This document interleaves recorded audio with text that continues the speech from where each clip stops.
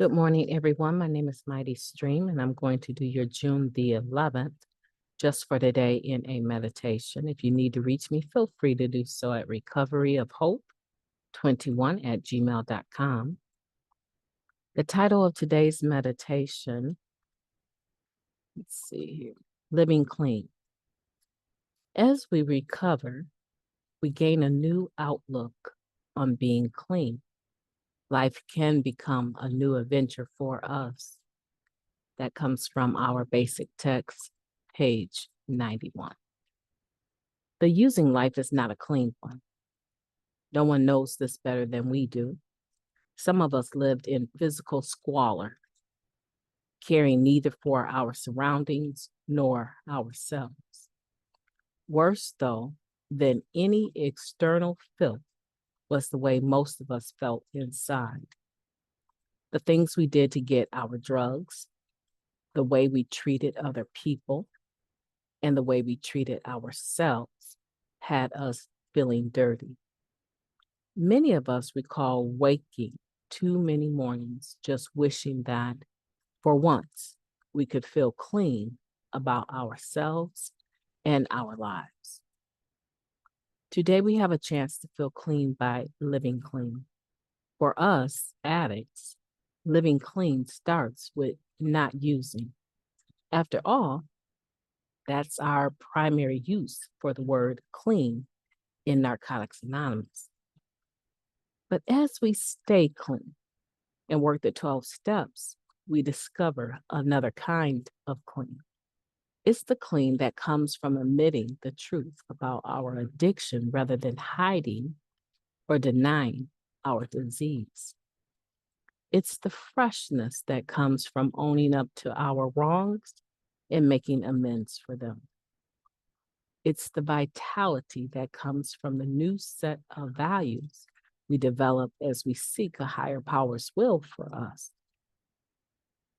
When we practice the principles of our program in all our affairs, we have no reason to feel dirty about our lives or our lifestyles.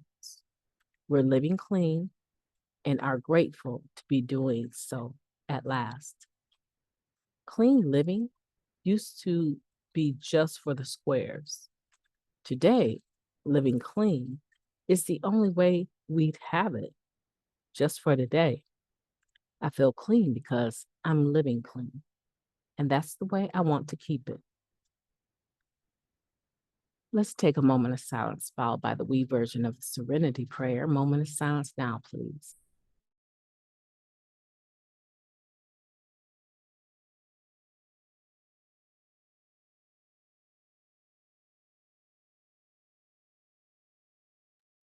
God, grant us the serenity to accept the things that we cannot change, the courage to change the things that we can, and the wisdom to know the difference. Just for today, please and thank you. What a powerful meditation, living clean. By being clean and living clean, we get a new outlook on our lives, and we make a decision to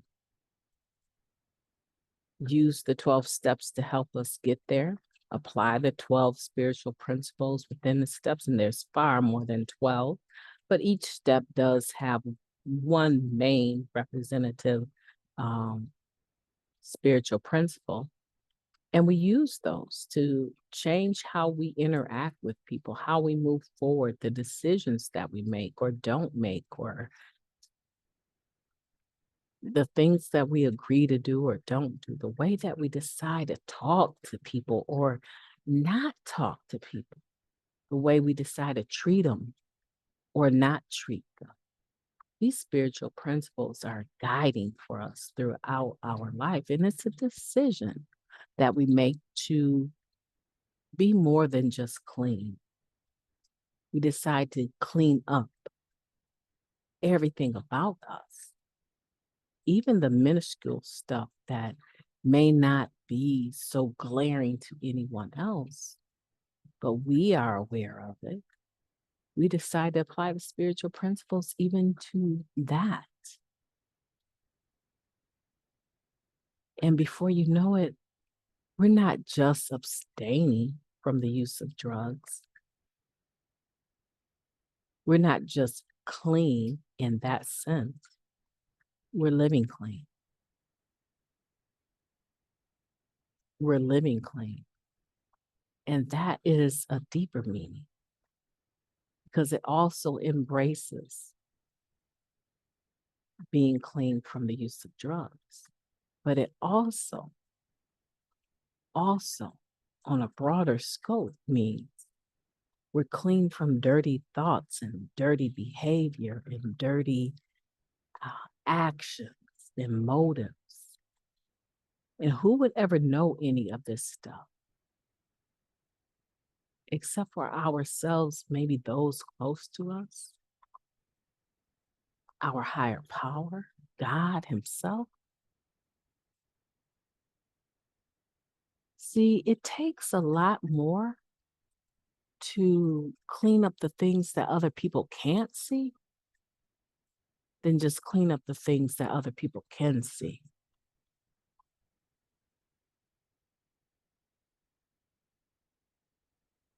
It's easy to clean up our language.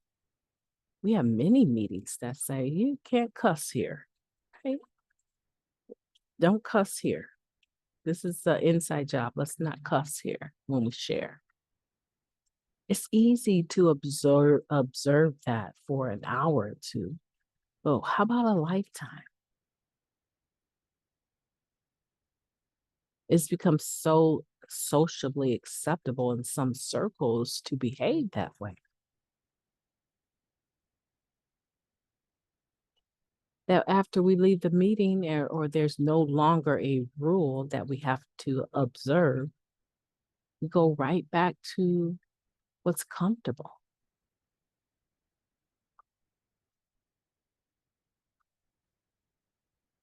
You know, that particular behavior used to be called profanity for a reason. No one follows you outside of the meeting. Who's with you from the meeting in your day-to-day living? Who's following you? Who's with you? Who knows that you cleaned up the language for the meeting, but in other areas of your life, you're profane? That's just one example that I personally can relate to, so I can speak to that. Living clean is a lot broader than just not using drugs. Some people are very content to put the drug down, but not the behaviors. We call it being clean, staying clean and living dirty. I don't know that you can do that. We've used that cliche a lot of times, but a lot of times living dirty is dirty. And the only thing left to do is actually pick up the drug. And hopefully, God forbid that you would, right? That a person would, that I would.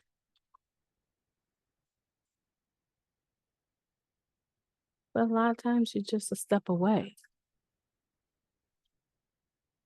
As they say, if nothing changes, nothing changes.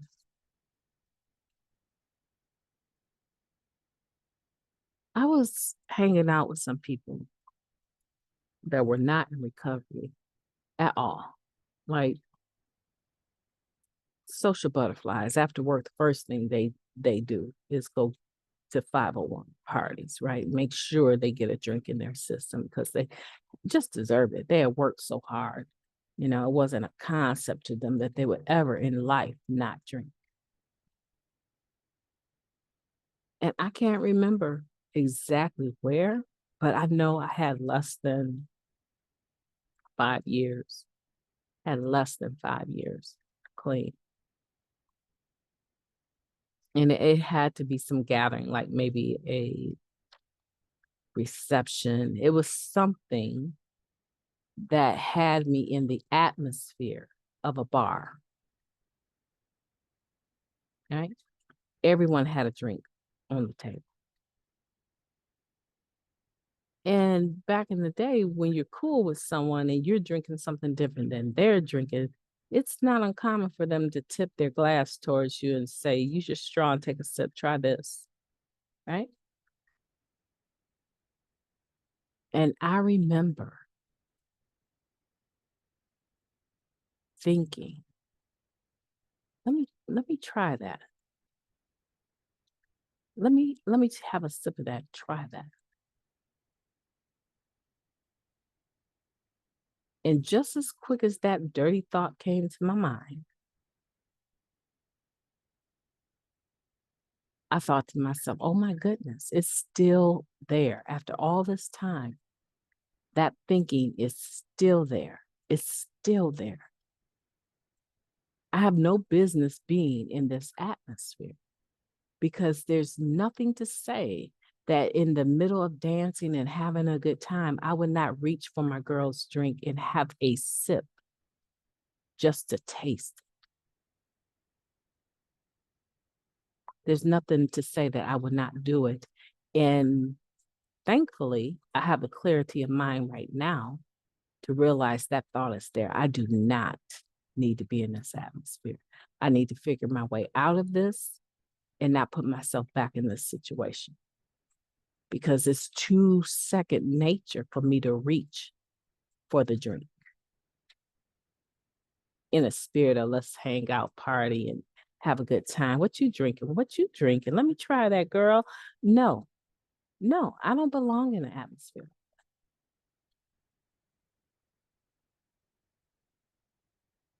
Have I been in other atmospheres like that in these 30 years almost of being clean? Yes, I have, but they're few and far between. Where I come from, there used to be a group of people. They just hung out at the clubs. That's all they did. Everybody drinking Coca-Cola. That's playing with fire for me. I do not joke with my recovery. And that one I cannot do. That one I cannot do. So for me, that would be living dirty. I can't dirty my spirit like that. I cannot put myself intentionally in an atmosphere where the urge might be there. That's with 30 plus, almost 30 years, really 29 plus years. August 28th will be 30 years since 1993. No slips, no dips, no weekend trips. And that's by the grace of God. So if I can clean up my behavior, you can. If a dirty, using addict like myself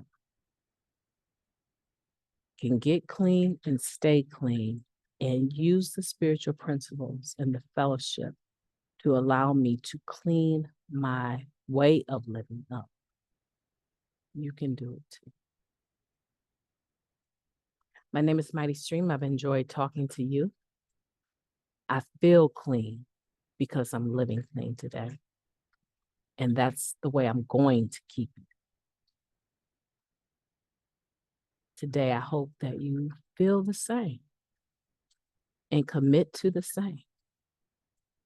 Know when you're starting to slide a little bit to the left, too much. Know when you're starting to make compromises. It's summertime.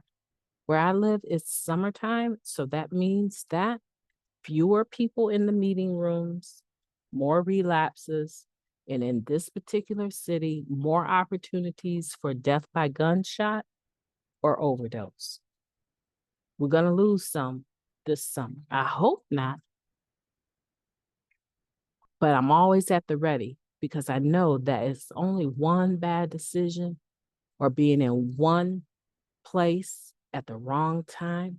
And sometimes that's not intentional, right? No one plans to be somewhere out on a playground and people just start shooting and end up dying from a gunshot to to the head. No one intends to do that. But this is a season where we're going to lose some people. And my goal is for it not to be me. My name is Mighty Stream. Have a beautiful day considering this meditation. And today, just start. If there's some place in your life that you're living dirty, start cleaning it up today. The personal benefit, the way that you feel about yourself is going to be much better if you do. I've enjoyed talking to you today. I'm going to have a beautiful day on purpose, and I hope that you would do the same. Talk to you soon.